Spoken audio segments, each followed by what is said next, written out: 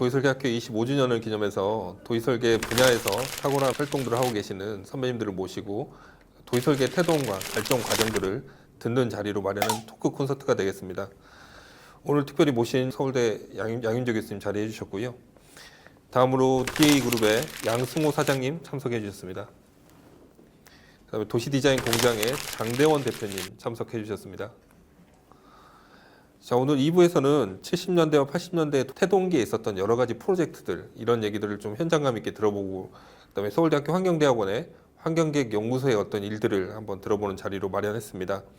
대표적인 프로젝트로 먼저 충무 상세계획과 광양제철, 포항제철 시기의 어떤 활동들, 그리고 프로젝트들을 한번 얘기를 들어보려고 하는데요. 그때 당시 어떤 일들이 있었고 어떤 프로젝트를 하셨는지 간단히 설명해 줄 수 있으실까요? 서울대학교 환경계획연구소가 만들어진 게 80년 후반기고, 그다음에 이제 81년서부터 이제 아까 얘기했던 충무 지구상세계획 시범 사업으로 이제 시작하고 난 뒤에 여러 가지 이제 기초 연구 프로젝트도 이제 했지만은 1978년까지, 그러니까 박정희 대통령 서거하시기 전까지 추진했던 신행정 수도의 팀들이 대거 이제 환경기획연구소로 이제 들어오게 됐습니다. 그 중에 이제 한 사람이 바로 이제 온영태 경희대학교 이제 교수 역임하고, 지금은 이제 고인이 됐지만은 트윈 엔지니어링이 이제 정량희 사장하고, 그 다음에 이제 또 한 사람이 이필수, 그 이제 조경 담당인데, 그렇게 이제 주축이 돼서 환경계획연구소가 이제 만들어지고, 저를 포함해가지고 이제 황기원, 유병림 교수가 이제 또 중심이 돼가지고 객원연구원으로 이제 참여를 하게 됩니다. 지금 들으면 아주 우습겠지만은 그 당시 이제 교수 월급이 제 기억으로 이제 한 3, 40만 원 정도 됐는데, 연구소에 가서 이제 일을 하면은 한 달에 30만 원을 줬어요.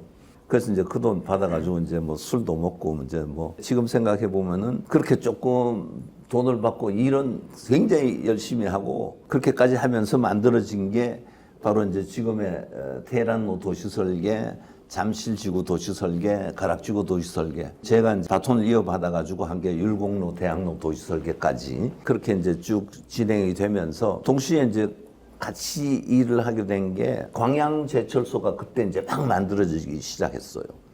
그래서 광양제철소가 만들어질 때 종합적인 마스터 플랜을 통해서 사택단지 설계를 하게 되는데, 그 사택단지가 지금으로 치면은 상당히 신도시급이죠. 인구가 거의 뭐 한 3만 명 정도 들어갈 수 있는 사택단지가 되는데, 그 단지가 1기, 2기, 3기까지 이제 계속되고 거의 한 20년 동안 지속적인 프로젝트로 이제 가게 되죠. 그때 이제 당시에 참여했던 연구원들이 이제 지금 양승호 사장하고 이제 장대원 소장들이 한참 후입니다, 교수님. 제가 나이가 좀 들어 보여서요. 한참 후입니다. 일단 그렇게 해서 환경계획연구소를 통해 가지고 도시 설계의 아주 기초적인 연구를 통해서 일들을 하게 되는데, 88 올림픽을 대비해서 서울시가 만들어낸 도시설계 프로젝트라는 거죠. 예, 그러면은 그 광양제철과 포항제철 일 하실 때 지금 포스코가 되겠죠? 어떤 인연으로 어떻게 해서 이게 프로젝트를 처음 시작하게 되셨는지 그 얘기들을 조금 들어볼 수 있을까요? 그때 당시에 이제 우리나라에서 그런 프로젝트를 수행할 만한 조직들이 별로 없었어요. 포항제철에 이제 건설본부장으로 있던 분이 서울공대 건축가 출신이었어요. 그분이 지금 인하대학에서 올해 교평 잡으셨던 원정수 교수님하고 이제 동기동창이 됐어요. 근데 원정수 교수님한테 내가 이런 일을 맡아서 해야 되는데 일할 사람이 없느냐. 그때 건축 설계 사무실은 이런 단지 설계라는 개념이 전혀 없었어요. 강홍빈 박사가 중심이 된 환경계획연구소라는 게 있고, 거기에 연구진들이 빵빵하니까 거기 가서 이제 한번 일을 해보면 좋지 않겠느냐. 그래서 그 당시에 제 기억으로는 아마 한 7,500만 원, 지금으로 치면 한 17억 정도는 받아야 될 만한 프로젝트를 수주를 하게 되죠. 그래서 제 기억으로는 바다에 배 타고 들어가 가지고 여기가 집 지어질 땅이라고 이제 이렇게 바다 위에 선 그으면서 우리가 이제 일을 한 기억이 나는데 그때는 아무것도 없었고 가게 저 뒷방을 하나 얻어가지고 거기에 이제 밥상 펴놓고 트레이싱지하고 이제 갖다 놓고 이제 그림을 이제 그린 게 아주 저 기억이 생생하네요. 제가 한국에 온 게 81년 9월인데 81년 11월부터 이제 그 일을 시작했으니까 뭐 바닷바람이 뭐 엄청나게 이제 춥고 차웠어요. 라면 끓여 먹고 이제 이러면서 일을 한 기억이 나네요. 그래서 이제 그때부터 이제 환경계획연구소의 연구진이 이런 저 마스터 플랜이나 단지 설계에는 아주 저 독보적인 그런 존재가 돼 가기 시작한 그 무렵이었어요. 그때 혹시 그 활동하셨던 기억이 나는 게 양 사장님 계신가요? 양 교수님 모시고 어찌 보면은 그 신행정 수도라고 하는 게 이제 백지 계획으로 남게 됐잖아요. 근데 사실상 국내에서 최초로 정말 실제로 지어지게 될 신도시급의 주거단지와 복합단지를 만드는 설계를 진행을 처음 해보면서 그 당시에는 없었던 이제 뭐 토지 이용 계획, 교통 계획, 보행자 동선 계획, 녹지 계획, 주거단지의 그 클러스터링을 하기 위한 그 단위 계획들, 그 당시에는 익숙하지 않았던 단어들을 아주 특정한 대상들을 상대로 해가지고 그런 토지 이용 계획서부터 건축 설계까지, 그러니까 어떻게 보면 도시 전체를 다 설계할 수 있는 기회가 생기게 돼서 공부를 하는 건지 일을 하는 건지 모르면서 양 교수님이 교수님이신지 저의 상사인지 모를 정도로 헷갈리면서 일을 했는데, 그러니까 남들이 안 해봤던 걸 해보니까 좀 새로운 세계를 연다는 차원에서 힘들긴 했지만 재밌게 일했었던 그랬던 시기였던 것 같습니다. 광양제철소 일을 이제 시작해서 첫 번째 일이 채 끝나기도 전에 강빈 박사가 주택공사 연구소장으로 가버렸어요. 근데 환경계획연구소를 이제 그만두게 됐죠. 프로젝트는 진행시켜야 되는데 주택공사에도 연구원들이 있으니까 이 프로젝트를 이제 가지고 가시겠다고. 제 입장에서는 환경대학원 보고 일을 줬지 강빈 개인을 보고 준 게 아니지 않느냐. 그래가지고 이제 아까 말씀드렸던 그 건설본부장을 이제 제가 찾아갔어요. 도시설계 일이란 것은 개인이 하는 게 아니라 팀이 하는 건데 팀은 그대로 남아있고 강홍빈이라는 개인이 혼자 넘어갔는데 이 프로젝트를 가져가면 되겠습니까? 그래서 그 양반이 양 교수는 나이가 어리고 경험이 부족하니까 내가 믿을 수가 없다. 그래서 자기는 이제 고민이다. 그러니까 내 말을 들어보니까 그럴싸한데 당신 연구 책임자 해가지고 이 큰 일을 맡아서 할 수 있겠느냐. 일단 믿어 주십시오. 그러고 난 뒤에 이제 프로젝트가 이제 그대로 환경계획연구소에 이제 남게 되고 그때부터 이제 내가 이제 연구 책임자로 일을 하게 되고 그때 그 밑에 이제 같이 일을 하던 사람들이 지금 이제 부산에 있던 김민수 교수, 그 다음에 이제 문홍길 박사, 그 다음에 이제 양승호 사장. 내가 어디 가서도 또다시 얘기한 게 대한민국의 최고의 스태프들을 내가 만나게 된 것이 나의 큰 행운이었고, 그래서 이제 그 프로젝트를 통해서 그 당시 포항제철 회장으로 계시던 박태준 회장님하고 이제 굉장히 가까워지게 됐죠. 박태준 회장한테 어필하게 된 가장 큰 요인 중에 하나가 뭐냐면은 그 당시에 모든 프로젝트 설명하러 가면은 파넬들이 한 20, 30장을 만들어 가지고 분석을 하고 뭐 쫙 이래 가지고 이제 이걸 풀어 가지고 결론이 이렇습니다 하고 이제 얘기를 하니까 시간이 뭐 한 1시간 정도 걸려요. 근데 박태준 회장이라는 양반이 엄청나게 바쁜 사람인데, 그래서 내가 이제 만나기 전에 비서실에 물어봐요. 얼마나 시간을 할애할 수 있느냐 그랬더니 25분이래. 그럼 거기에 맞춰가지고 이제 가야 되는 거지. 발표하는 그 장소에 층고가 얼마냐 그랬더니 2m 80이래.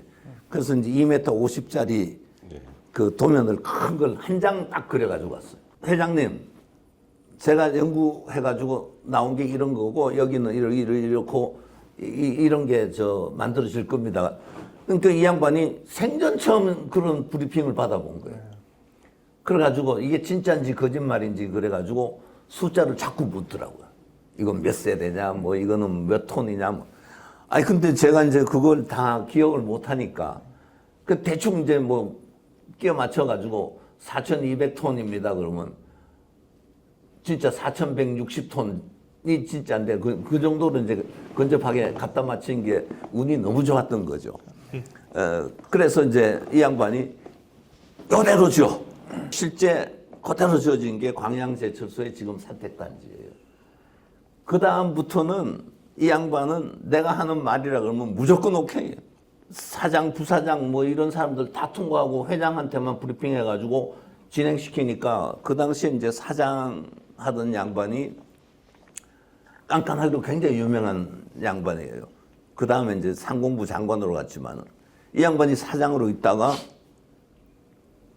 나를 한번 갈봐야 되겠다고. 그래가지고 그 당시에 내 생일날인데 서울서 광양까지 내려오라는 거예요.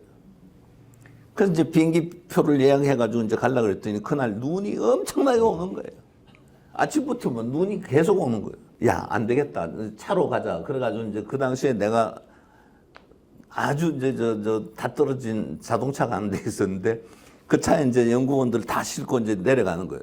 도면이 하도 크니까 차 안에는 못 들어가고 차 위에 이제 이렇게 달고 가는 거예요. 눈은 막 오고. 근데 아침에 10시에 출발했는데 가다가 빵꾸가 난 거예요. 근데 그 당시에 그때가 뭐냐면 구정 연휴가 끼어 있는 거예요. 그래가지고 뭐 모든 주유소가 뭐 다 그냥 문 닫고 안 하는 거라. 그때 빵꾸 났는데 그걸 이제 타이어를 들고 지금 동국대학교 그 홍광표 교수가 그때 이제 연구원 저 말단이었는데 그 친구가 이제 타이어를 들고 온 동네를 이제 다 쫓아다니다가 한 군데 이제 문 두드려 가지고 열었는데 실제 주인은 술 먹으러 가고 없고 아줌마가 애 업고 이제 있는데 그 아줌마가 이제 타이어를 그때도 어떻게 스페어 타이어도 없었는지 난 모르겠는데 그래가지고 이제 그걸 타고 갔더니 광양에 도착했더니 10시에요, 10시. 그 8시까지 밀어놨는데 10시에 도착을 했어요. 그 이제 사장이 이제 날 죽이겠다고 벼르고 있고 이제 그 직원들이 한 100명이 모여 있었어요. 프로젝트 얘기는 하나도 안 하고 광양만에 처음 내려왔을 때부터 스토리를 쭉 얘기를 했더니 서 있던 직원들은 눈에서 눈물이 그 사장님 저 질문 있으면 말씀하십시오 그랬더니 작심을 하고 뭐 이것저것 막 묻다가 내가 대답을 그때는 뭐 신들린 듯이 하게 됐어. 다 했더니 이 까다로운 양반이 갑자기 일어나더니 박수를 막 치면서 뭐해 박수 쳐. 그래서 오늘 사실 제 생일인데 가족들하고 저녁도 못 먹고 지금 내려왔다고 그랬더니 그 여기 있는 술 다 갖고 와 그래가지고 전부 한 잔씩 주고 그리고 밤 11시 반이 됐는데 그 본부장 보고 나보고 나가가지고 순천 시내 가가지고 아주 맛있는 거 사드리라고 포항제철에서 가장 유명한 까다로운 저 사장님까지 이제 설득을 시켜서 그러고 나왔더니 포항제철에 어떤 소문이 돌았냐면 브리핑의 대가라고 나보고 그래서 그 소문과 함께 포항제철에서 지어지는 모든 건물은 내 사인을 받아오라고 그렇게 얘기했어요.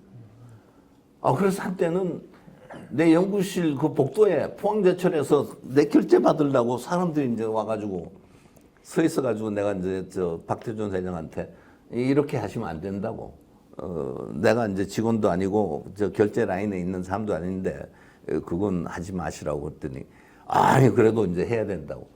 굉장히 많은 저 믿음과 혜택을 이제 포항제철로부터 받았던 그런 기억이 나네요. 양 교수님 이렇게 브리핑하거나 또는 할 때 보면은 항상 머릿속에 두 가지가 떠올랐던 것 같아요. 감동 설계 그리고 전략 설계. 항상 이제 그림을 트레이싱지에다 그려서 주시긴 하시지만 이제 일하는 사람들이 하다 보면은 양 교수님께서는 디자인을 다 설명하지는 못하도 정확하게 알고 계시는 거는 숫자예요. 질문할 사람들이 어떤 질문을 할 것이다라고 하는 예상을 하고 거기에 필요한 숫자들을 항상 외우고 계시니까 누가 질문을 해도 숫자를 얘기하면은 사실은 경영진이나 이런 사람들은 숫자에 대한 부분까지는 명확하게 알지는 못하거든요. 그래서 그런 숫자를 얘기해 주면은 그 사람에 대한 신뢰가 가게 돼가지고 거기서 일단은 감동한다라는 점. 그리고 또 하나가 우리 저 장 대표도 저랑 같이 그림을 그려봤지만은 진짜 이 벽만한 사이즈의 높이가 한 2.5m, 가로가 3m쯤 되는 도면이라고 하는 거는 지금은 이제 출력해서 만들 수 있지만은 그 당시에는 그거를 스튜디오에다가 그냥 맨 바닥에다 깔아놓고 직접 다 색칠을 하면서 한 10명, 12명이 앉아가지고 그걸 다 색칠을 해가면서 그림을 그려놓고 벽에 하나 붙여놓게 되면은 사람들이 그걸 보고 감동을 안 할 수가 없어요. 그러니까 이제까지 봐왔던 스케일의 도면이 아니라 전혀 다른 스케일의 도면이고 거기서 표현되는 그 디테일을 보게 되면은 아, 이게 실제의 모습이로구나 하는 느낌이라는 것이 있었어 가지고 그래서 그런 감동적인 차원에서의 설계라고 하는 부분. 아까 또 양 교수님 말씀하셨지만 맨 마지막에 이 발표를 듣는 그 메인 클라이언트가 갖고 있는 시간이 무엇이냐, 관심이 무엇이냐라고 하는 거를 딱 듣고 내가 얼마만큼을 설명을 하고 무엇을 설명할 것이냐라고 하는 거를 딱 생각을 해 놓으시고 전략적으로 설명하시는 걸 보고 사실 저도 그런 걸 보고서 많이 배워가지고 이 회사를 만들면서도 많이 써먹었습니다. 한번 기억나는 거는 그때 이제 저 비행기를 타고 서울서 광양을 이제 왔다 갔다 하는데 그때 당시에는 하도 이제 저 나이도 젊고 그러니까 술을 많이 먹어가지고 아침에 이제 일어나가지고 비행기를 타면 술이 안 깼어요. 술이 안 깬 상태에서 이제 같이 가던 연구원들이 내가 이제 뭐 물어봐요. 숫자를 물어보면 막 이제 얘기해 주잖아. 그러면 그걸 듣고 술김에 이제 내려가가지고 해장국을 한 그릇 먹고 나면 이제 술이 좀 깨요. 그러고 이제 브리핑하러 들어가는데 들어가면은 딱 묻는 게 바로 숫자예요. 그런 것들만 기억을 해가지고 이제 가니까 내가 대단히 많이 알고 있는 사람으로 이제 착각하게 만드는 거죠. 네, 저도 그 교수님하고 프로젝트 하면서 2000년 정도인 것 같은데 그 김해 프로젝트 하면서 김해. 처음으로 그 진짜 아까 말 그대로 그렇게 한 3m짜리 도면을 여기 그 사장님하고 함께 직접 이렇게 막 색칠하고 날밤 새고 막 그랬던 적이 있거든요. 그래서 지금도 그 기억이 되게 새롭습니다. 그렇게 큰 도면을 그려본 적이 없었거든요. 저희가 이제 처음 도시설계 공부할 때는 교재처럼 쓰였던 그 보고서들이 있습니다. 테헤란로, 잠실지구, 대학로, 도시설계 이 프로젝트들은 저희가 수업할 때마다 이렇게 참조하면서 지금도 그 테헤란로 보면 뭐 각각부의 랜드마크를 배치했다는 도시설계 아주 기본 원칙들이 굉장히 많이 제시되어 있는 걸 볼 수가 있는데요. 테헤란로 프로젝트와 관련해서 또는 잠실지구 관련해서 그때 당시 해주셨던 얘기가 있으신가요? 1980년대 초인데 우리나라에서 도시설계라는 이름을 붙여가지고 처음에 시작했던 프로젝트들인데 그때는 다른 저 연구기관이나 교수들이 도시설계 일을 거의 할 수가 없었어요. 왜냐하면 사람도 없지만은 도시설계에 대한 지식도 이제 없었고 그 우리나라의 실정에 맞는 도시설계를 이제 만들어가는 과정이기 때문에 환경계획연구소에서는 사람들마다 이제 모여가지고 매일 이제 저 도시설계가 무엇이며 어떻게 해야 되는가, 그 다음에 뭘 건드려야 되는가, 건축선은 왜 필요하고 용적률은 왜 필요하고 이것을 구현하기 위해서는 어떻게 돼야 되고 이걸 하기 위해서는 그때 이제 미국에서 공부하고 온 사람들이 중심이 돼가지고 미국의 도시설계는 기브 앤 테이크예요. 그러니까 관에서 이걸 규제를 하면은 그만큼 저 개발자한테 뭔가를 줘야 되는데 보너스를. 근데 뭘 줄 수 있는가? 근데 사실은 우리나라 건축법이나 도시계획법에서 줄 수 있는 게 거의 없어요. 그러니까 규제만 계속 하는 거지. 그래서 이제 규제도라고 그래가지고 이름 자체가 이제 규제도라. 의무사항만 전부 다 이제 기재를 해가지고 가니까 이래가지고 이게 현실적으로 먹혀들 것인가 하고 이제 의문을 많이 가지고 있었지만은 우리나라의 그 국민들이 하도 이제 양순해가지고 그런지 몰라도 관에서 하는 규제를 잘 따라요. 그래서 초기에 도시 설계가 서울에서 이제 그런 대로 성공할 수 있었던 것은 그것을 제도화해 가지고 법으로 규제를 하는 이제 과정을 거쳤기 때문에 이제 가능했고, 그걸 하기 위해 가지고 테헤란로에서부터 잠실지구 도시 설계, 가락지구 도시 설계 이제 이런 식으로 이제 진행돼 나가는데, 한 가지 제가 기억이 나는 것은 잠실지구 도시 설계에서 처음으로 복합 건물을 제안을 했어요, 제가. 외국에 가면은 1층에 상가, 2층에 사무실, 3, 4층은 주택으로 쓰는 게 많이 있는데, 우리는 용도가 딱 정해지면은 주거가 들어갈 수 없어요. 그때 이제 주택이 모자란다고 신도시를 개발을 많이 할 때인데, 노태우 정부가 들어서면서 이제 5대 신도시를 계획을 해가지고 이제 추진을 하게 됐는데, 전두환 대통령 재임 시절에는 신도시가 거의 없었어요.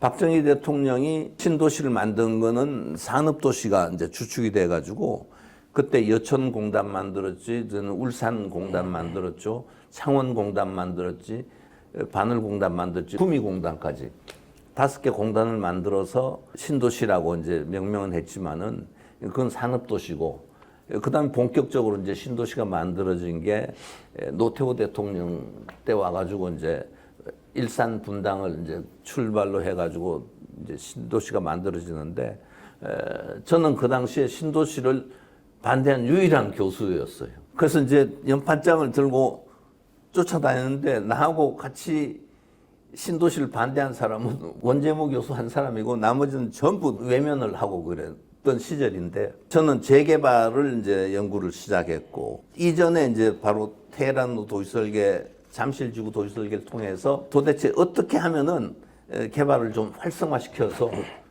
기존의 도시를 도시답게 만들 수 있을까 하는 연구를 이제 많이 했죠. 신도시가 만들어지기 이전에 율곡로 대학로 도시 설계를 할 때가 90년대 초인데, 이제 서울시가 본격적으로 이제 도시 설계라는 제도를 이제 실천하기 위해 가지고 각 대학 연구소에 용역을 주기 시작했죠. 그래서 이제 왕산로, 뭐 김포, 가도 그 주변에 있던 대학들한테 이제 하나씩 다 이제 넘겨주고, 이태원로만 아키플랜, 아키플랜에다가 이제 주고, 그래서 5개인가 6개 시범 지구를 통해 가지고 이제 했는데, 그때 저 나머지 서울대학교에서 한 율곡로 대학로 이외에는 전부 폐기 처분해 버렸어요. 그러면서 그 각 대학의 교수들한테 이 환경대학원에서 했던 율곡로 대학로 도시설계 보고서를 던져주면서 이렇게 만들어 오라고.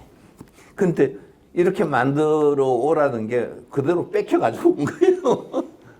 고민을 하고 연구를 하고 그 장소에 아주 특이한 그 부분을 찾아내가지고 그걸 활성화시키고 잘못된 거는 고치고 이렇게 해야 되는데, 우리가 해준 그 규제도만 가지고 그대로 뺏겨가지고 오니까 그게 현실성이 없잖아요. 그래서 나머지 부분은 도시설계 적용을 다 못하게 된 거예요. 대학로 율곡로만 이제 하게 돼서, 그때 제안했던 게 30년이 지나가지고 종묘하고 창경궁을 연결하는 터널이 그렇게 해서 만들어지게 된 거예요. 이 도시설계에서 제안을 했고, 비원 옆에 있는 삼각형 땅을 서울시가 이제 사도록 한 것도 도시설계에서 제안을 해서, 그때 당시에 서울시가 엄청난 예산을 들여가지고 그 땅을 사게 됐죠. 그래서 비원 옆에 있던 그 민가들이 하나도 이제 없어진 그런 일이 있었고, 그래서 거기에 따라 가지고 이제 율곡로 대학로가 이제 만들어지고, 대학로는 제가 이제 잊지도 못하는 게 서울시장한테 이제 보고를 하면서 대학로를 젊음의 거리로 만들어야 되겠다. 그래가지고 이제 계획안을 이제 수립해가지고 차를 못 다니게 하고 뭐 이런 이제 보행자 중심의 도시를 만들어야 되겠다 이제 했더니, 그때 저 강병기 교수님도 있었지만은 거기 참석한 모든 사람들이 전부 반대했어요. 양윤재 미쳤다 이거. 어디 지금 이런 저 일이 벌어질 수가 있느냐.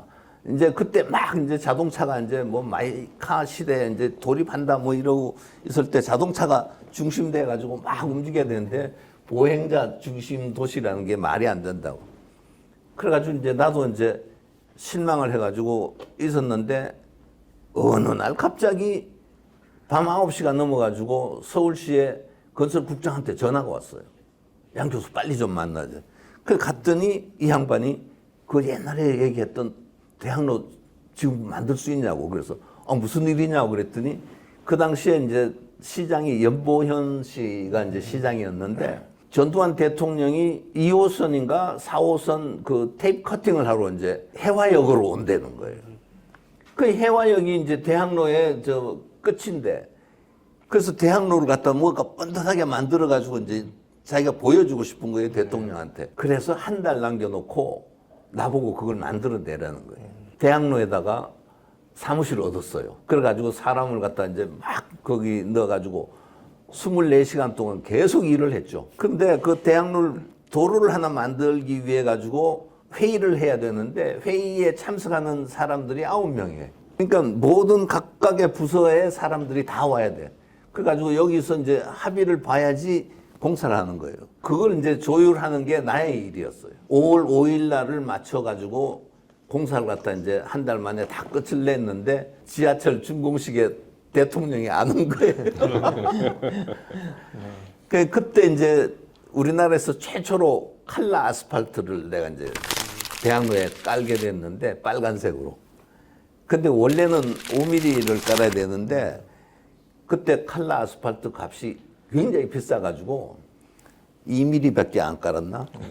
그래가지고 이제 얇게 깔았어요. 그랬더니 나중에 뭐 그냥 붉은 광장 그러고 이제 거기서 데모를 많이 하니까 양윤재 빨갱이 뭐 그러고 아주 얘기가 많아가지고 주말에 서울의대 교수들이 연구하러 이제 학교에 오는데 시끄러워가지고 연구를 못 하겠다고. 그래 나보고 이제 전화를 해가지고 막 항의를 했어요. 양 교수 때문에 우리 저 연구를 못 하겠다 그랬더니 주말에는 쉬시지 뭐 하려고 학교 나오시냐고. 그래서 한참 동안 거기 이제 주말에는 차 없는 거리가 되다가 상인들이 하도 반대해가지고 이제 차가 이제 다니게 되고 아스팔트가 이제 차들이 다니니까 전부 이제 벗겨져가지고 지금은 뭐 아스콘 값이 뭐 그렇게 비싸진 않지만은 그런 해프닝도 있었어요. 그래서 대학로 율곡로 도시설계는 노력한 만큼 결실도 있었지만은 내가 볼 때는 유일하게 도시설계를 통해서 공공 프로젝트가 현실화된 게 대학로밖에 없어요, 우리나라에서. 83년도에 잠실지구, 4년도에 테헤란로, 5년도에 가락지구, 6년도에 율곡로가 이렇게 이어지면서 근 4년 동안에 어떻게 보면은 앞서 얘기했던 건 신도시의 도시 설계였다고 하면 이건 기존 도시 안에 어떻게 하면 좀 더 활성화시키고 사람들이 사람답게 살 수 있는 공간을 설계할 것인가라는 것이 아까 사회자께서 테헤란로를 얘기하셨는데 거기에 이제 중점을 두고 사실 이부 설계들은 이루어지게 되는데 가만히 이 책을 나중에 한번 좀 보시면은 지금 쓰고 있는 용어들, 그러니까 뭐 공공보행 통로, 공개공지, 건축 지정선 그런 기준들을 만들어 놔서 향후에 그런 개별적인 개발이 이루어질 때 그런 공간이 향후엔 도시에서 만들어질 수 있도록 큰 그림을 그려놓고 이제 시작을 했던 건데 어찌 보면은 이 계획들은 그 도시 설계가 81년도에 건축법에 처음 생겼잖아요. 그렇죠. 건축법의 기준으로 해가지고 만들어진 설계들 도시 설계였기 때문에 이게 시행이 되기에는 대단히 제한적인 것들이 많았어요. 그러니까 어떻게 보면은 공무원들이 이 보고서를 받아놓고 책상 밑에다 집어놓다가 누가 인허가 가져오면은 이거에 맞는지 안 맞는지 확인해보고 뭐 맞으면은 이제 그대로 진행해주고 안 맞으면 이제 뭐 10이라면 10이랄까 인허가에서 좀 심의에서 좀 저촉이 되고 했었는데 사실 그 당시 양 교수님께서 그런 말씀하셨어요. 건축 한계선하고 건축 지정선을 어떻게 다르게 볼 것이고 공개공지라고 하는 걸 어디다 놓을 것이며 또 때로는 이게 왜 3m여야 되고 어느 건 2.5m여야 되는지 대학원 다니면서 그런 생각 별로 없이 다니다가 이게 왜 3m였는지를 고민하기 시작하니까는 도시 설계라고 하는 것에 대해서 아주 근본적인 접근을 하게 되는 그런 공부를 하게 됐던 기회가 됐죠. 그때 저 새로운 용어도 네, 이제 많이 우리가 고민을 해가지고 많이 만들어냈지만은 기법 자체가 미국에서 쓰는 것도 아니고 우리 실정에 맞춰 가지고 가자고 그러다 보니까 우리 나름대로 내부적인 토론도 많이 했지만은 고민도 상당히 했어요. 근데 이제 그 이후에 이게 발전이 돼 나가야 되는데 한 가지 아쉬운 점은 보고서가 많이 만들어졌음에도 불구하고 서울대학교 이외의 다른 대학에서 그렇게 활발하게 도시설계가 연구되지를 못했다는 게 나로서는 참 아쉬운 점이죠. 저도 그 대학로에 대한 추억이 굉장히 많거든요. 근데 직접 만드는 데는 참여는 안 했는데요. 교수님 만들고 나서 제 와이프랑 되게 많이 거기를 정말 많이 다녔던 것 같아요. 너무 좋아가지고 많이 다녔었고 그래서 오늘 그 교수님 말씀 듣고 아 이렇게 잘 만드셨구나 그런 생각하게 됐습니다. 그때는 집에도 못 갔어요. 아마 대학로 율곡로 도시 설계할 때는 처음으로 그 건물의 재료, 마감 재료에 대한 지침까지 아마 맞아요. 만들어져 가지고 거기에 벽돌을 써야 되고 그 마감재에 제한을 뒀던 최초의 프로젝트가 아마 대학로 율곡로 프로젝트일 겁니다. 네. 근데 이제 그때 서울시가 지금 생각하면은 참 잘했다 싶은 게 저게 잘 안 돼서 어필이 들어오면은 그걸 작성자한테 공문을 보내요. 그럼 작성자가 그 건축 계획 설계안을 보고 아 이거 괜찮겠다 싶으면은 아 이거 저도 좋습니다 하고 이제 써주는데 그 작업이 만만치 않다고. 그래가지고 지어진 게 지금 대학로에 조건영 씨가 설계한 건물이 JS 지금 얘기했던 건물의 외벽 색깔이나 이런 것들하고 다르잖아요. 그래서 서울시에서는 이거 좀 지으면 안 된다는 거예요. 그래가지고 나한테 이제 물어봤는데 딱 보니까 아 이런 게 하나 들어가야 된다고. 그래가지고 내가 파리 뽕피두 센터를 얘기를 했어요. 뽕피두 같은 게 하나 들어가니까 파리가 얼마나 달라지게 저 보이냐고. 그래가지고 설득을 해서 그게 이제 지어지게 된 거지. 저희가 7, 80년대 또 도시설계 프로젝트 환경계획 연구소에서 진행했던 프로젝트들 얘기를 나눠봤고요. 그래서 저희 2부에서는 도시디자인 공장 대표 장대원 대표님 모셨고요. 그리고 DA의 양승호 사장님 모셨습니다. 3부에서는 양윤재 교수님 떠올리면 가장 먼저 생각나는 청계천 프로젝트를 다루게 될 겁니다.